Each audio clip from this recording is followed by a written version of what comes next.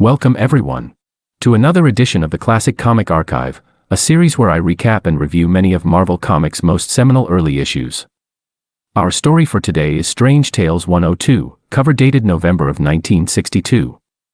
This issue marks the first appearance of longtime Human Torch and Fantastic Four villain, the Wizard, and was written by Stan Lee and drawn by Jack Kirby.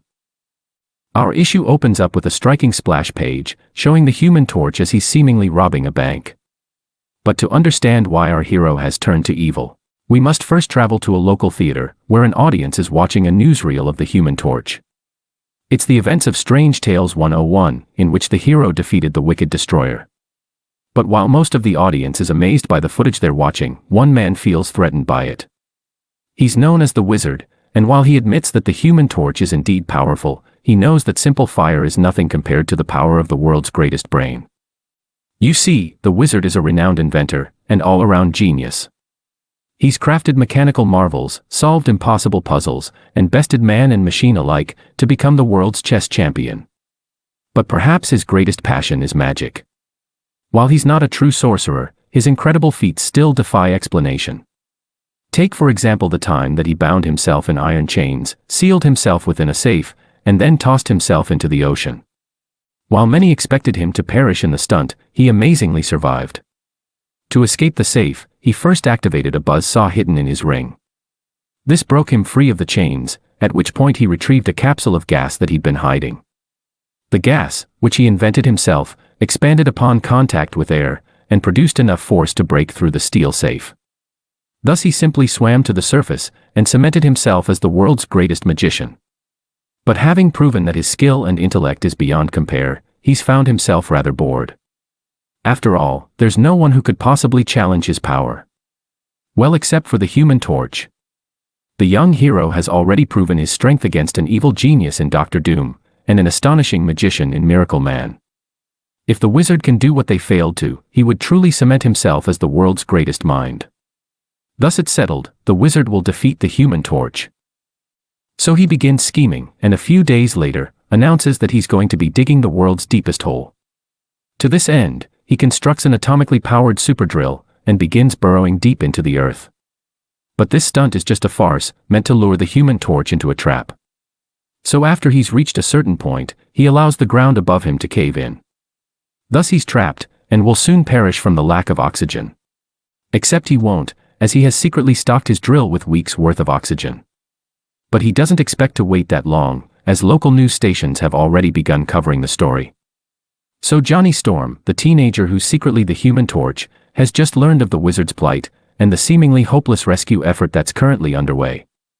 Recognizing his unique position to save the inventor, Johnny quickly abandons his afternoon plans, and races off to help. So just as the Wizard had planned, the Torch arrives on the scene, and quickly melts his way through the rubble that's trapping him. Thus he's been saved, and as a token of his appreciation, he offers to give the Torch a tour of his home, and the many futuristic gadgets inside. The curious teenager of course accepts the offer, and is taken to the Wizard's sprawling, tech-filled mansion. There he's shown many wondrous devices, including a set of cameras that can take a three-dimensional photograph. Apparently he takes 3D pictures of all of his honored guests, and keeps them as souvenirs. So he asks the Torch if he can do the same, and the young hero of course allows him to. But when the Wizard activates the 3 cameras, instead of taking a photo, they release a torrent of liquid foam. The Torch has just walked into a trap, and now that his flame has been doused, the Wizard simply pulls out a revolver, and forces him into a metal chamber that's lined with asbestos. Thus he's defeated the Torch, and has proven that his intellectual might is unmatched. But even this is not enough for him, as he then sets out to destroy the hero's reputation. So he dons a specially crafted suit, which can perfectly mimic the Torch's powers. He then flies to a nearby bank, and stages a brazen robbery.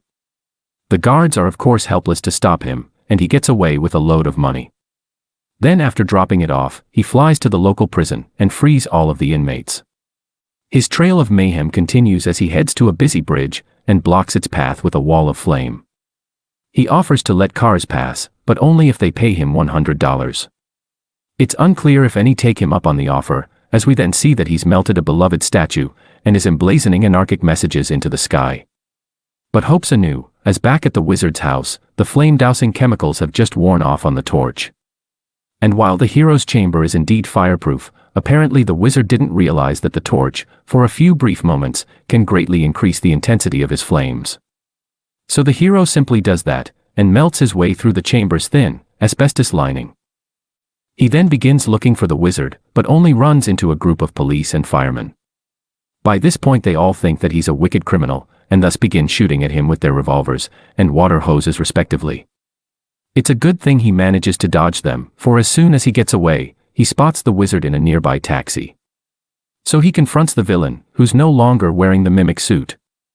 But even though he's vulnerable, the torch doesn't attack him, as apparently he'd never harm an unarmed man.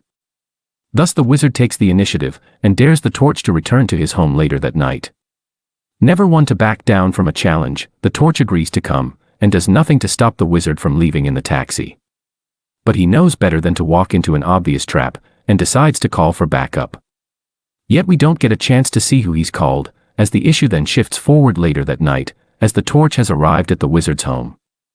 But instead of activating a hidden trap, or blasting the torch with a ray gun, the wizard simply pulls out 3 photographs.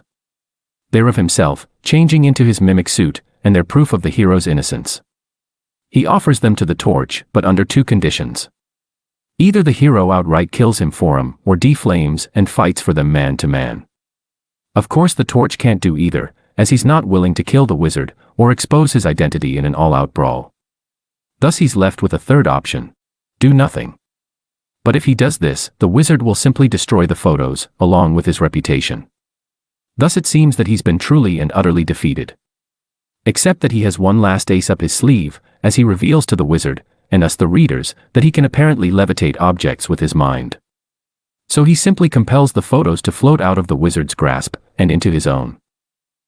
Thus it's actually the wizard who's been defeated, as now he's just a normal man, without the power or leverage to challenge the torch. So the hero simply picks up a nearby phone, and calls the police. When they arrive, he shows them the 3 photos, and they thus clear him of any wrongdoing, and put the wizard into custody. The issue subsequently ends as the torch heads outside and links up with his sister, the Invisible Girl. As it turns out, she was the one who'd actually grabbed the photos. She was just invisible, thus making it seem that they were levitating. That concludes the Human Torch story in Strange Tales 102, and another episode of the Classic Comic Archive. But as always, I would like to offer a brief review of this issue. Overall, I thought that this was a solid story, and an improvement over the last issue. While I certainly enjoyed Strange Tales 101, I found its plot to be overly simple, and its villain to be rather dull. So in that regard, this issue was a lot better, and it especially did a great job of building intrigue. From the splash page showing the torch robbing a bank, to the unraveling of the wizard's rather complex plan, the issue consistently kept me on my toes. And while the wizard was not a very compelling villain, his eccentric personality and vast intellect makes him a foe that can recur often, but still pose a new threat to the torch every time. But in any case, let me know what you thought of this issue and the video, and feel free to suggest other classic comics for me to cover. Thanks for watching.